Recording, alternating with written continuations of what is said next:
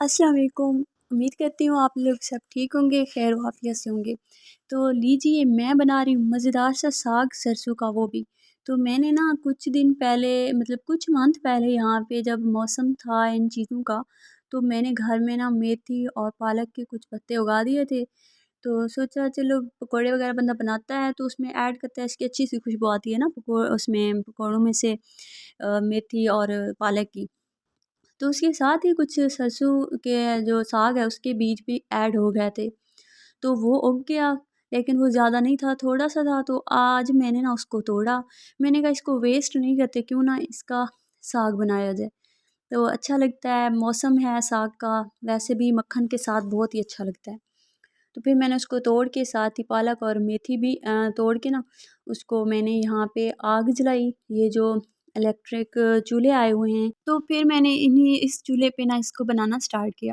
तो इसकी वीडियो मुझे शुरू में थोड़ा मैं भूल गई थी, वरना मैं आप लोगों से इसकी कंप्लीट वीडियो शुरू से लेकर ना अब तक मैं आप लोगों से ज़रूर शेयर करती, पर सॉरी मुझे मैं इसकी वीडियो बनाना भूल गई थी थोड़ा बिज़ी भी थी।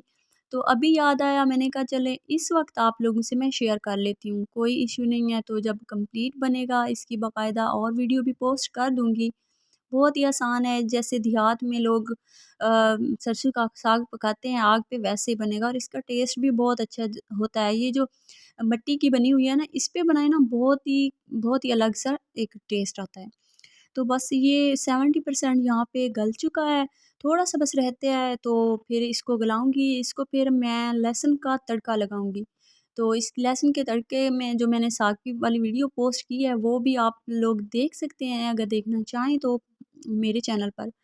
इसके अलावा आप लोग भी इस तरीके से ज़रूर ट्राई करें कि किया करें, इस तरह के काम ना अच्छा होता है। थोड़ा-सा एक वो भी हो जाता है ना, घर में बच्चे भी खुश हो जाते हैं कि इस तरीके देख के ना। हमारे यहाँ तो वो गैस वग़ैरह यूज़ की जाती है, उस वजह से आग का सिस्टम वग़ैरह नहीं होता इस तरह जलाने वाला, तो अच्छा लगता है। सर्दी भी काफ़ी ज़्यादा हो गई थी, तो मैंने कहा इस चूल्हे को यूज़ करते हैं थोड़ा-सा।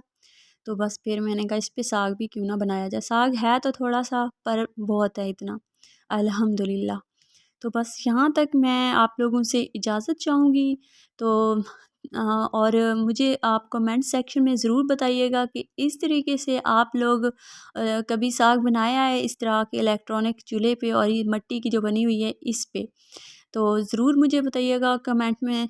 इसके अलावा मुझे दीजिए इजाज़त, दुआओं में याद रखिएगा, अपना बहुत सारा ख़्याल रखिएगा। मिलते हैं नेक्स्ट वीडियो में, तब तक के लिए अल्लाह हाफ़िज़।